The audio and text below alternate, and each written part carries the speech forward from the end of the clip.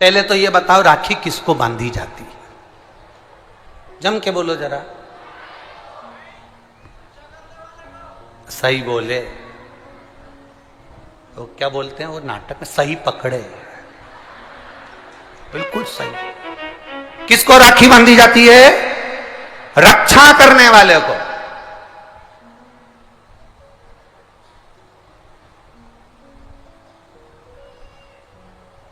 अब तुम्हारी बहन तुम्हारे साथ चल रही है और तुम्हारी जिंदगी में हर पल वो तुम्हारा साथ दे रही है कि नहीं? रक्षा करने वाली राखी आप अपनी बहन को भी बांध सकते हो।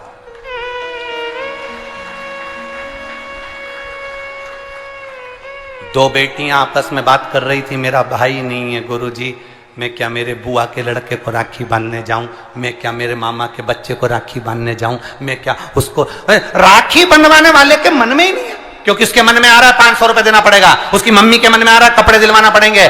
पर तुम्हारे भीतर ऐसा भ्रम उत्पन्न कर दिया कि राखी के लिए लड़का होना जरूरी है, भाई होना जरूरी है। शिव महापुराण कथा कहती है, जो तुम्हारी रक्षा करे राखी उसके हाथ में होना चाहिए।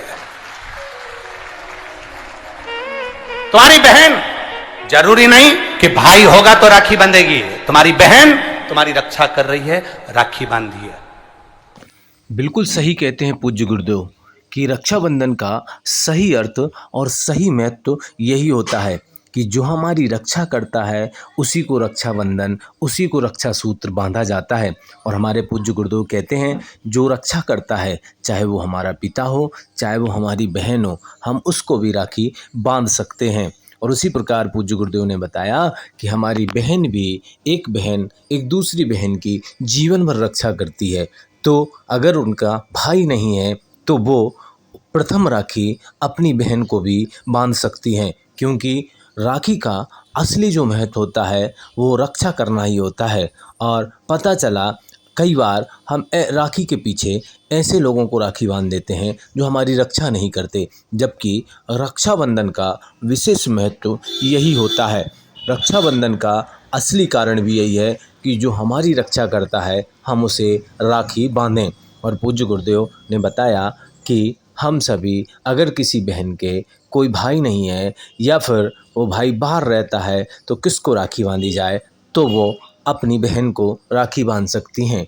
दूसरी, अगर उनके पिता हैं तो उनको भी राखी बांधी जा सकती है। और वास्तव में सभी धार्मिक ग्रंथों में यही बताया गया है कि हम किसी को भी राखी बांध सकते हैं जो हमारी रक्षा करता है, चाहे वो हमारी बहन हो, हमारी पत्नी हो, हमारी पिता हों या फिर हमारी जो भी और भी रिश्तेदार हैं, हम जिनको राखी बांध सकते हैं।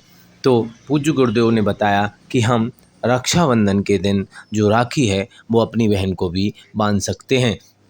तो मित्रों, इस बार का रक्षाबंधन बड़ा ही शुभदायी है, बड़ा ही सुखदायी है। इसलिए हम सभी बड़े प्रेम पूर्वक सुबह से 1 बजे से इस बार मुहूर्त है, तो हम सभी बड़े ही प्रेम पूर्वक राखी का आनंद उठाएंगे।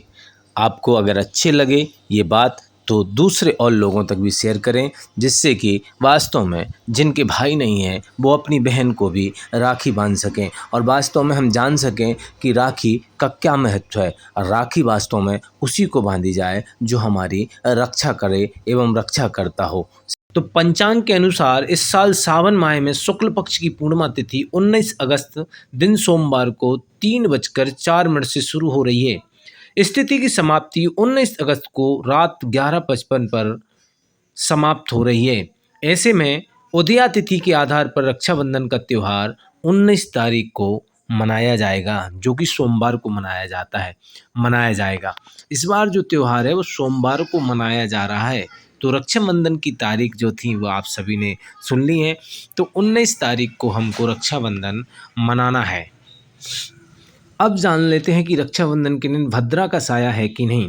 इस वर्ष रक्षाबंधन के दिन भद्रा का साया है, बिल्कुल सत्य बात है, इस दिन रक्षाबंधन के दिन भद्रा का साया है।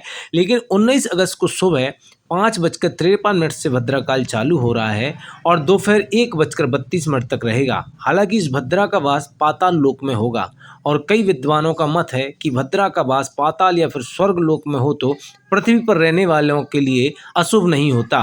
कई शुभ कार्यों में भद्रा के पाताल में वास करने को भी नज़रअंदाज किया जाता है।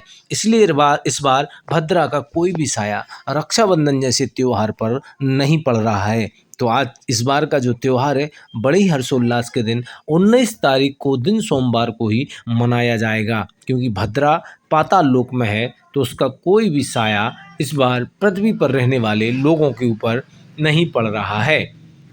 एक और बात कर लें तो इस दिन रक्षाबंधन के दिन पंचक भी लग रहे हैं, लेकिन रक्षाबंधन वाले दिन शाम को पंचक लग रहे हैं। इसलिए 19 अगस्त को शाम 7 बजे से लेकर अगले दिन सुबह 5:53 तक पंचक हैं। सोमवार को लगने के कारण यह राज पंचक का होगा और इसे अशुभ नहीं माना जाता।